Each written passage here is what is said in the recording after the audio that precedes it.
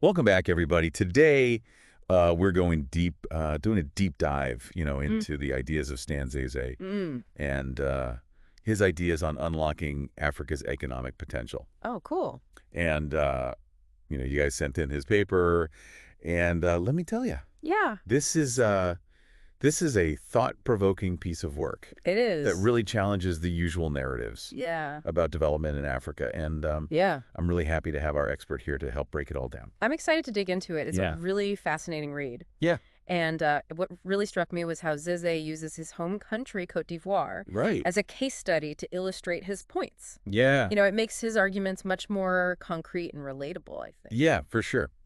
Okay, so let's get into it. Okay. Zeze makes this really strong case for the importance of the private sector, Uh-huh. but he kind of goes beyond the typical, Right. private sector good Okay. argument, Right. right? It's more nuanced than that. It is more nuanced. It's very much so. He emphasizes that the private sector is the engine of wealth and job creation, Bro. but he doesn't advocate for a completely hands-off approach from the government. So it's not just about letting the market do its thing? Not quite. No, Zézé believes the state has a crucial role to play, Okay. but not through direct intervention in how business operates. Okay. Instead, he argues for a supportive environment. Right. And one of his key ideas for achieving this is Yeah. the creation of something he calls Bloomfield intelligence. Bloomfield Intelligence. Yeah. Now that sounds intriguing. What is that? It is intriguing. It's Yeah. you can think of it like imagine a Bloomberg terminal, Okay. but specifically tailored for African economies. Okay. So it would provide investors, policymakers, businesses, Yeah. even, if you were thinking about starting a business in Africa, Right. it would provide them with the data that they need to make informed decisions. Okay. It's about providing data that's relevant to the unique realities of different African markets. Wow. That's a brilliant idea. Right. Why doesn't that already exist? Right. It seems like such an obvious solution. Yeah. Well, I guess that's often the case with innovative solutions, right? Oh, They wow. seem so obvious in hindsight, Yeah. but somebody has to be the first one to envision them. Yeah, exactly. And Zeze clearly sees this as Yeah. a critical missing piece in the puzzle of African economic development. Absolutely. Right. And it ties into another key point he makes, Yes. the need to look beyond simple unemployment figures. Yeah. He uses Côte d'Ivoire as an example, Right. and he challenges the traditional ways we measure economic progress. Uh-huh. So Côte d'Ivoire has a pretty low official unemployment rate. Right. Like pretty low. Yeah. It's officially around 2.6%. Wow, 2.6%. Yeah. But Zézé argues that this number is incredibly misleading. Oh, wow. He points out that a staggering 90% of the jobs in Côte d'Ivoire 90%. are what he calls precarious. Oh my gosh. So what are the real world consequences Yeah. of having so many people in these precarious jobs? Yeah. I mean, think about it this way. Yeah. Street vendors, seasonal farm workers, people working in the informal economy, Right? they face long hours, Yeah. dangerous conditions with little to no job security Right. or benefits. So they don't have access to healthcare education, That's right. They lack access to healthcare education. even basic necessities. And Look, even basic necessities like food. it's like they're constantly on the edge of poverty. They're constantly living on the edge of poverty. Yeah. Yeah. So that paints a very different picture from the rosy one, It does. suggested by that low unemployment rate. Right. And Zeze defines a decent job Yes. as one that allows for these basic needs. Uh-huh. Housing, education, healthcare, and even some leisure time, right? That's right. He includes leisure time. Yeah, It should allow for you to enjoy life a little bit. exactly. Right. And when you use that definition, Yeah. the picture of economic progress in a lot of African nations Uh-huh. looks very different. Very, very different. It really forces us to ask these tougher questions. It does. Like, what kinds of jobs are we creating? Right. Are these jobs truly benefiting people Yeah. and allowing them to live a dignified life? Exactly. It makes you rethink the way we measure economic success. Totally. And this idea of decent jobs Yeah. seems to connect directly with Zeze's arguments about education reform. It does, absolutely. He points out this huge mismatch Right. between what education systems are teaching and what the actual job market needs. Yep.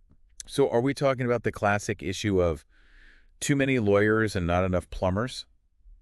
You could say that, yeah. Mm. He emphasizes the need for more technical and vocational training Okay. that equips people with the skills that are actually in demand. So instead of pushing everyone towards traditional university degrees, Yeah. we need to be training people to be, electricians, mechanics, skilled tradespeople. That's right. Electricians, mechanics, plumbers. All these things that are so necessary for a functioning society. Yeah. That's a pretty big shift in thinking. It is a big shift. It's it's about recognizing that all work has value and dignity, For sure. and ensuring that those who choose these professions can earn a decent living. And build a career. And build a career, absolutely. I think we all agree on that. Yeah. Okay, so we've talked about the role of the private sector. Uh-huh. A need to rethink our approach to education. Yeah. But Zézé also argues that none of this matters without good governance. Without good governance, yeah. He's pretty critical of current political systems in Africa, isn't he? He is.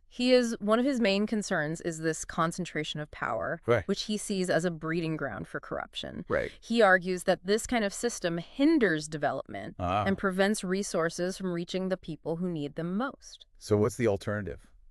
Well, what kind of political system is he advocating for? He calls for greater transparency, robust systems of checks and balances, and real consequences for those who abuse their power. Okay. So essentially, he's advocating for a system Right. that prioritizes the needs of the people Yeah. and holds leaders accountable. So it sounds like he's calling for a pretty fundamental shift Yeah. in the way power operates In the way power operates. in many African nations. It's a bold vision. It is. It's about making sure that governance structures are designed to serve the people rather than the other way around. This ties into Zézé's views on multiculturalism and nation building too, doesn't it? It does. He's got some pretty progressive ideas, I think, about how to create a more inclusive and equitable society.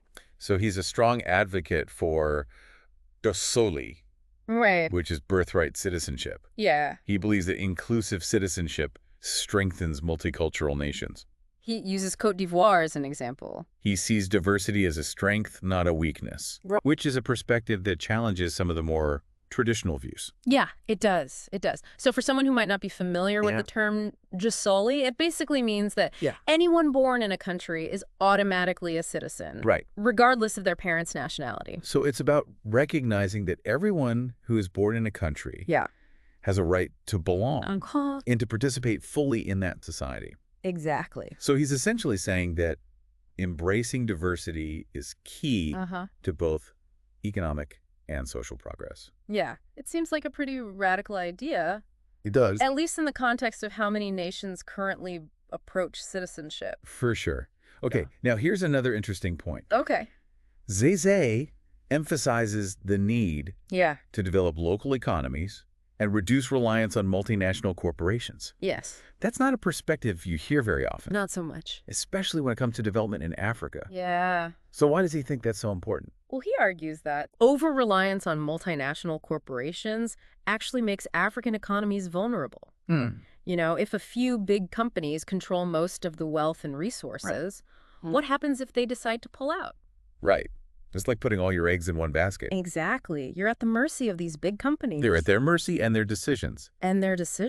Not a recipe for long-term stability. Not at all. So instead, Zézé proposes fostering what he calls national champions. Right, national champions. What does he mean by that? So he's talking about nurturing strong local businesses that can compete on a global scale. So not just small businesses. Not just small businesses. But companies that can actually go head-to-head with the big multinational players. Exactly. That's a pretty bold thing. It is. It requires a long-term strategy that focuses on developing local talent, fostering innovation, and creating a business environment that supports these homegrown companies. And it seems like this idea of national champions ties back to his focus on empowering youth. Yeah. Zézé seems to have a lot of faith. He does. In the younger generation to drive this kind of change. He absolutely does. He talks about the importance of guiding young people towards constructive goals. Right. And harnessing the power of the internet for education and engagement. So it's about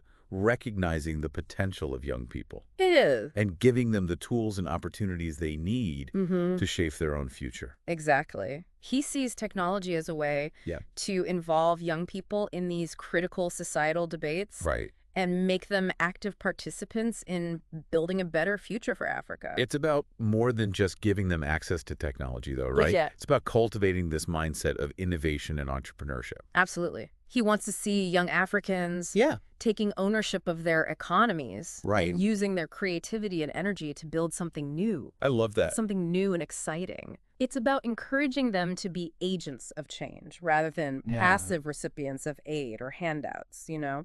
Yeah. It's a call for a new generation of leaders and innovators. That's inspiring. But we also have to kind of acknowledge the elephant in the room, right? I mean, there are some very serious challenges facing Africa right now.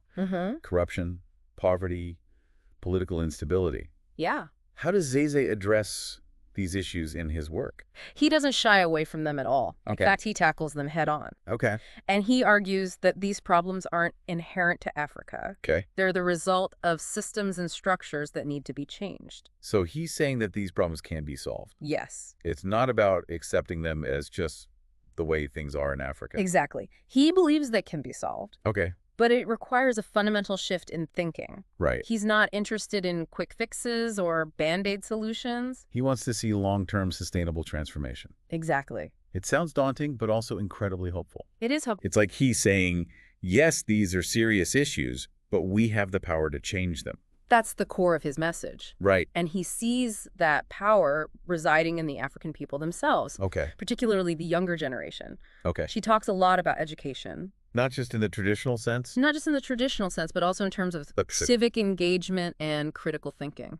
So it's about empowering people to become active citizens who are engaged in shaping their own future. Absolutely. He's not advocating for blind obedience. Right. He's advocating for informed participation. Got it. He wants to see young Africans questioning the status quo. Right. And demanding better from their leaders. That's a powerful message. It is. But how do we actually translate these ideas into concrete action? Yeah, that's a good question. I mean, it's one thing to talk about systemic change, right? Right. But it's another thing to actually make it happen. You raise a good point. Zézé does offer some practical recommendations. Okay. One key area he focuses on is strengthening partnerships between the public and private sectors. So it's about collaboration. Yes. Recognizing that neither the government nor the private sector can solve these problems in isolation. Exactly. He sees the need for a more collaborative approach. Okay. Where the government sets the stage. Yeah. Creates a favorable environment. Okay. But allows businesses to thrive and innovate. So it goes back to his earlier point about the government's role being more about facilitating rather than intervening. Precisely. Okay. He also emphasizes the need for targeted investments in education and training programs that actually align with the demands of the job market. So less emphasis on rote memorization. Yes. And more on practical hands-on learning that prepares people for the real world. Yes. And this includes not just technical skills, but also what we call soft skills. Okay. Things like critical thinking, problem-solving communication. Right. These are essential skills for success in the 21st century economy. For sure. He also talked about promoting jus soli, or birthright citizenship. He did. As a way to strengthen multicultural nations like Côte d'Ivoire. Yes. Now, for our listeners who might be tuning in for the first time, can you remind us what jus soli is and how it connects to economic development? Of course, jus soli means that anyone born in a country is automatically a citizen, regardless of their parents' nationality. Right. Zézé believes that this fosters a sense of belonging and unity, which can create a more stable and harmonious society, a society that is ultimately more conducive to economic growth. So it's not just about economics. It's not just about economics. It's about creating a society where everyone feels valued. Yes. And has a stake in its success. Exactly. That sense of shared purpose can be a powerful driver of progress. Yeah. And it all ties back to his vision of a more inclusive and equitable society. Another key recommendation he makes is to stimulate local investment and reduce reliance on foreign capital. How do we do that? Well, he's a big proponent of nurturing what he calls national champions. Right. Those strong local businesses that can compete globally. He suggests a combination of supportive policies access to financing, Right. and a culture that encourages entrepreneurship. So it's about creating an ecosystem where homegrown businesses can thrive. Yes. And compete on a global scale. And compete on a global scale. It's about fostering a mindset of self-reliance. Okay. He believes that African nations have the potential to chart their own course. And build prosperous futures. And build prosperous futures. But it requires a shift in mindset. It's about believing in your own potential. Believing in your own potential. And investing in your own people and resources. Exactly. It's a message of empowerment and self-determination. I like that. This all sounds great. It does. And I'm sure it's resonating with many of our listeners. Hopefully. But what about the role of the international community? Yeah. Does Zézé have anything to say about foreign aid? He does. And its role in Africa's development? He does. He acknowledges that foreign aid can play a role. Okay. But he emphasizes that it should be targeted and strategic. Okay. Not just a handout, Right. but a tool that empowers local communities Yeah. and supports sustainable development initiatives. So no more of those top-down, one-size-fits-all approaches Exactly. that often fail to address the real needs on the ground. He wants to see aid that is aligned with the priorities and needs of African nations themselves. Not the agendas of foreign donors. Not the agendas of foreign donors. This all sounds promising in theory. It does. But we have to be realistic. Yeah. How do we overcome the entrenched interests and power dynamics that often stand in the way of real change? Corruption is a huge issue in many African countries. It is a big issue. How do you change systems when the people in power benefit from the way things are? That's the million-dollar question. Right. And Zézé doesn't pretend to have all the answers. Okay. He acknowledges that there will be resistance. But he believes that change is possible. Change is possible if enough people are willing to speak up Yeah. and demand better. It sounds like he's calling for a movement. A movement for change. A movement for change driven by the African people themselves. Driven by the African people, that's a powerful message to end on. It is. But before we wrap up, Yeah. I'm curious, Sorry. what are your personal takeaways from Zézé's work? What resonated most with you? For me, it's his unwavering belief in the potential of Africa. Yeah. He's not just a critic. Right. He's a builder. He doesn't just point out problems. Yeah. He offers concrete, actionable ideas for how to address them. He's a solutions-oriented thinker. Exactly. And that's what makes his work so compelling. And he challenges us to rethink our assumptions about Africa. Okay. And to see it not as a continent defined by its problems, Right. but as a continent brimming with possibilities. Yeah. So what does this all mean for you, our listener? Yeah. I think Stan Zézé's ideas challenge us to look beyond the headlines and engage with Africa on its own terms. He encourages us to see the complexity, the diversity, Yeah. and the incredible potential that exists across this vast continent. He's offering a roadmap for a better future. Yes. It's about recognizing that Africa is not a monolith. Right. It's a continent of 54 diverse countries, 54. each with its own unique history, Uh-huh. culture, and challenges. And opportunities. Right, exactly. Yeah. So what can we, as individuals, do to support Zézé's vision Right. of a more prosperous and equitable Africa? I mean, it feels like he's laid out Yeah. this compelling argument, He has. but it's also like a call to action. It is a call to action. What can we actually do? Well, I think one of the most important things we can do is to educate ourselves. Okay. Okay, go beyond the stereotypes Right. and seek out Yeah. more nuanced and informed perspectives on African issues. There are so many great resources out there these days. There are. Books, articles, podcasts. Yeah. I mean, There's no shortage of ways to learn There's and a- engage. and I think don't underestimate the power of simply listening to African voices. Absolutely. I mean, there are Yeah. incredible writers, activists, entrepreneurs, artists Right. all over the continent Mhm. who are sharing their stories and their perspectives. And you can learn so much you could learn so much. from their lived experiences. Absolutely. Yeah. So it's about amplifying those voices Yes. and letting them shape the narrative. Yeah. And for those who want to go beyond learning Right. and take more concrete action, Uh-huh. we can support organizations Mhm. working on the ground to promote, Yeah. economic development, education, and good governance in Africa. Absolutely. There are countless grassroots organizations doing amazing work. Yeah. And even small donations can make a big difference. They can. So do some research, find an organization that resonates with you. Yeah. And if you're in a position to do so, Right. consider investing in African businesses Yeah. or supporting African entrepreneurs. There's a growing number of platforms and initiatives Yeah. that make it easier than ever to connect with and support African innovation and entrepreneurship. Right. It's about putting our money where our mouth is, right? Exactly. But beyond financial support, I think Zézé would also say that we need to challenge our own biases and assumptions about Africa. He would. We all have preconceived notions and biases, whether we realize it or not. Yeah. It's important to be conscious of the narratives we consume and the language we use when talking about the continent. It's about recognizing that Africa is not a problem to be solved. Right. It's a partner to be engaged with.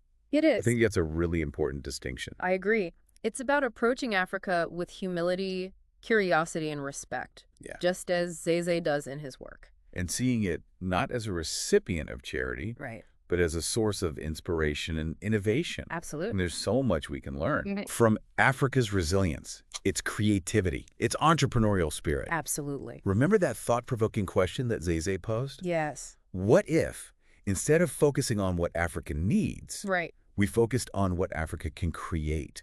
Powerful question. That is such a powerful challenge. It is. It's a call to action to shift our mindset. And see the potential that exists within Africa to not only solve its own problem, but to contribute to the world in really profound ways. He reminds us that Africa is not just a place of need. Right. It's a place of abundance, a place of creativity, a place of incredible resilience. It's a place that deserves our attention, our respect, and our support. It does. So until next time, keep diving deep. Keep diving. Keep questioning your assumptions. Question those assumptions. And keep believing in the power of possibility.